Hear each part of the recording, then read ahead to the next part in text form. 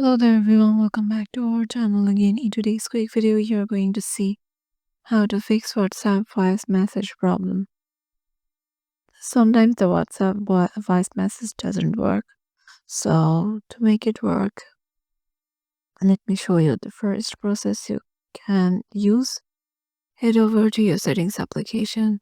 Once you're there, search for WhatsApp. Go to its app info and in here go to permissions and check it has the permission for music and audio and for microphone too. So if this has permissions for these, so your voice messenger problem may be solved.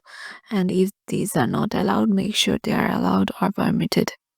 And once you're done with it, check if your WhatsApp voice message works. If it doesn't, you can always uninstall and install it back again. And then there's another way you can use. Just head over to your Play Store, go to search icon and search for WhatsApp and just check if there is any update available for WhatsApp.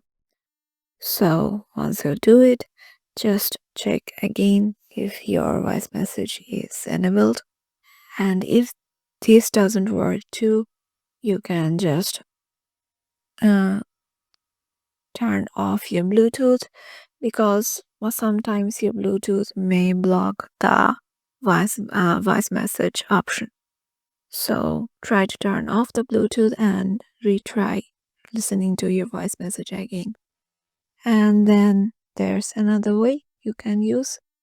You can just turn off your phone and restart it again, so that once you restart it, all the functions of your phone is cleaned and restarted again.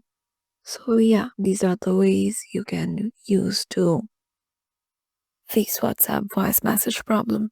Hope this video will help you out and we will see you in the next video.